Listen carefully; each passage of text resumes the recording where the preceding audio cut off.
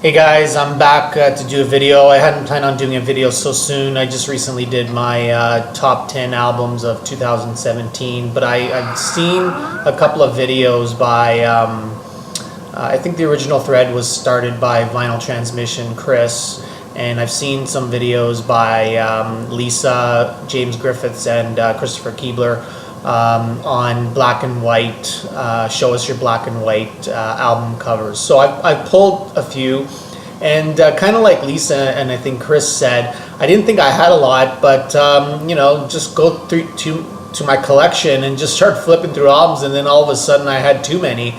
So I've limited down to about 15 albums. Some of these pretty iconic albums and album covers. I'm not going to say much about each one, and it's really just to continue the thread and to show these off, okay? So the first one I have is by who I consider to be one of the world's greatest bass players ever. I've mentioned a few times in past videos that my favorite all-time bass player is Les Claypool of Primus, and my second favorite all-time bass player is Jaco Pastorius.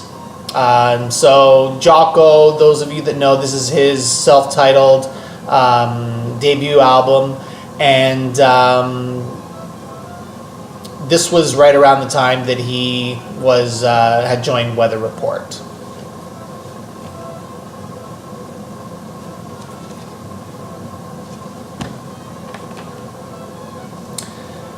Next, we have the Arctic Monkeys debut album. Whatever people say I am, that's what I'm not.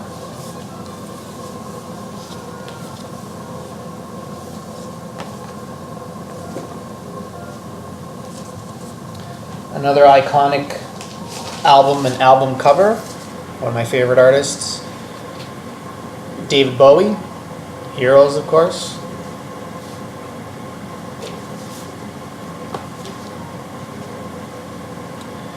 A jazz album from the mid-70s by two very famous jazz artists, Ella Fitzgerald and Oscar Peterson. It's a duet album.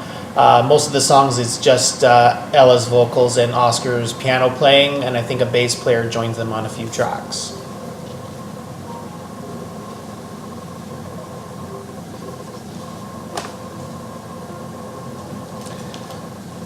And the next one is one that I've shown before, but I think an iconic album cover, one of the most famous live albums. We have Humble Pie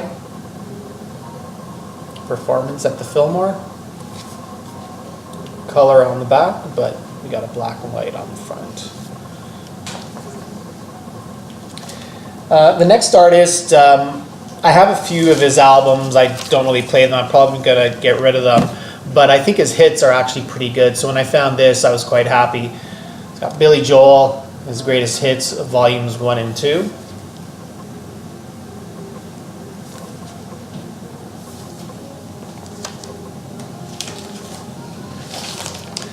And next we have, the next few albums, actually, I just showed that one a little bit. James Griffiths showed on his video an album that was predominantly black and white, but the lettering was in color. And I made a comment on his video that that's something that I actually really like, album covers where the main photo or picture is a black and white picture, but then you have one sort of shot of color, which is the lettering. And the next slew of albums I've picked have that, and I still think they're valid for this thread. And the first one is Syd Barrett, Opal.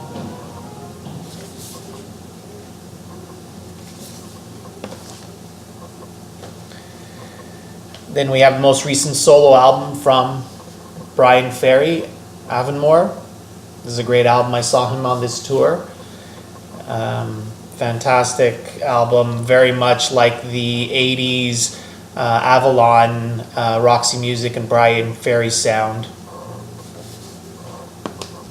Of course, that's an early picture of Bryan Ferry, not a recent picture.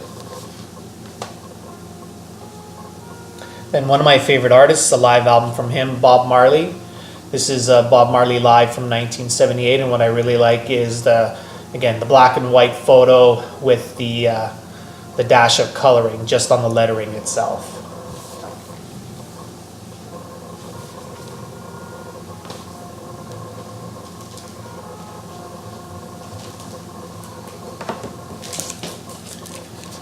Smith's Meat is Murder. Just some green lettering on the side.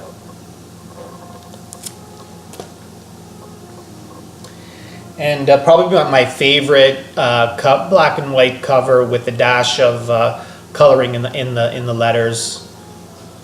U2 War. Famous album cover from arguably one of U2's best albums.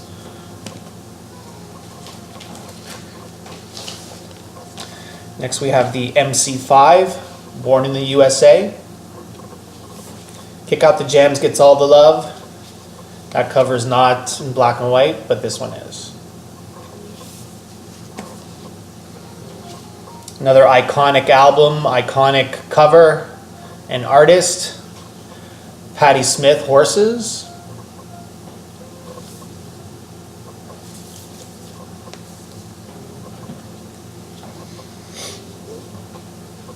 We have Sting, Dream of the Blue Turtles, his first solo album, back from '85, after the Police disbanded.